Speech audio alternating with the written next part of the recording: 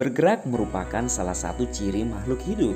Selain manusia, hewan dan tumbuhan juga bergerak. Bagaimana gerak hewan dan tumbuhan? Yuk simak video ini sampai tuntas.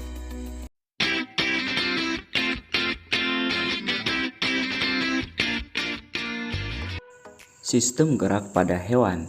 Untuk mempelajari sistem gerak pada hewan, amati gerak pada hewan berikut.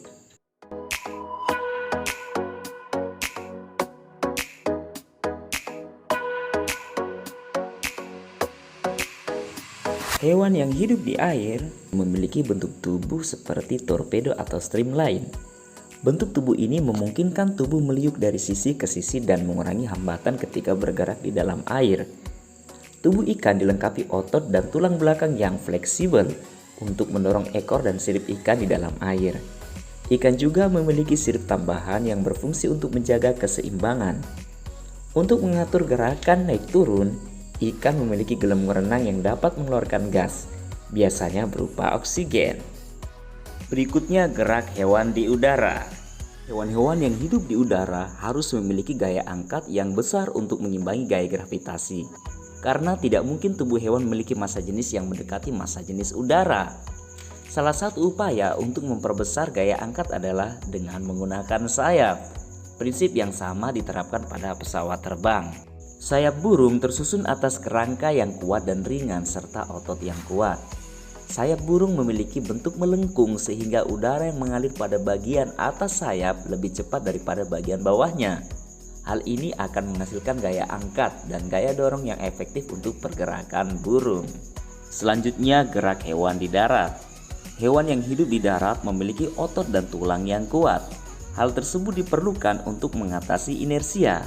Inersia adalah kecenderungan tubuh untuk diam dan untuk menyimpan energi pegas atau elastisitas untuk melakukan berbagai aktivitas. Gajah dan kerbau memiliki massa tubuh yang sangat besar. Akibatnya, untuk bergerak gajah dan kerbau harus melawan inersia yang nilainya juga sangat besar. Namun, perbedaan struktur tulang serta kekuatan otot gajah dan kerbau membuat gajah mampu melakukan gerakan yang lebih lincah daripada kerbau. Lain halnya dengan kuda, macan tutul, dan kijang. Ketiga hewan tersebut memiliki struktur rangka dan otot yang sangat kuat. Kijang dan macan tutul memiliki bentuk kaki yang lebih ramping sehingga kijang dan macan tutul mampu menyimpan elastisitas yang tinggi. Hal tersebut mengakibatkan pada saat berlari, kijang dan macan tutul lebih banyak melompat ke udara dan meluncur di udara. Gaya gesek udara yang jauh lebih kecil daripada gaya gesek permukaan tanah membuat kijang dapat berlari dengan kecepatan yang lebih tinggi daripada kuda. Selanjutnya kita belajar tentang sistem gerak pada tumbuhan. Berdasarkan arah datangnya rangsangan, gerak pada tumbuhan dibedakan menjadi gerak endonom, gerak higroskopis, dan gerak esionom. Gerak endonom. Gerak endonom adalah gerak yang terjadi akibat rangsangan yang berasal dari dalam sel atau tubuh tumbuhan. Contohnya, gerak siklosis pada tumbuhan Hydrilla verticillata yang kloroplasnya bergerak keliling di dalam sel-selnya. Berikutnya gerak higroskopis. Gerak higroskopis adalah gerak bagian tumbuhan akibat perubahan kadar air dalam selnya yang menyebabkan terjadinya pengerutan atau penyusutan yang tidak merata.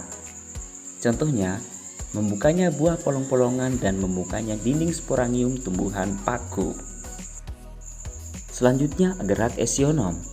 Gerak esionom adalah gerak tumbuhan akibat rangsangan dari luar tubuh. Gerak esionom dibedakan menjadi 3, yaitu gerak tropisme, gerak taksis, dan gerak nasti. Gerak tropisme terdiri dari 5 macam: gerak fototropisme, gerak geotropisme, gerak hidrotropisme, gerak tikmotropisme, dan gerak kemotropisme. Gerak fototropisme adalah gerak tumbuhan menuju arah datangnya cahaya. Sedangkan gerak geotropisme dibedakan menjadi gerak geotropisme negatif dan positif. Contohnya tanaman jagung. Akarnya mengalami gerak geotropisme positif dengan tumbuh ke bawah menuju pusat bumi. Sedangkan batangnya mengalami geotropisme negatif dengan tumbuh menjauhi pusat bumi. Gerak hidrotropisme. Gerak hidrotropisme adalah gerak tumbuhan menuju sumber air. Contohnya gerak akar menuju sumber air. Gerak tikmotropisme. Gerak tikmotropisme adalah gerak melilitnya seluruh tumbuhan pada tempat rambatannya. Contohnya kacang panjang melilit kayu tempat tumbuhnya. Gerak kemotropisme. Gerak kemotropisme adalah gerak tropisme yang dipengaruhi oleh zat kimia. Contohnya gerakan bulu serbuk sari menuju kepala putih. Berikutnya adalah gerak taksis. Gerak taksis dibedakan menjadi dua, yaitu gerak fototaksis dan gerak kemotaksis. Gerak fototaksis adalah gerak pindah tempat seluruh bagian tumbuhan yang arahnya dipengaruhi oleh datangnya cahaya. Contohnya pergerakan Euglena viridis mendekati sumber cahaya. Sedangkan gerak kemotaksis adalah gerak taksis tumbuhan yang dipengaruhi oleh rangsangan zat kimia. Contohnya gerakan spermatozoa, tumbuhan paku, dan lumut. Selanjutnya adalah gerak nasti.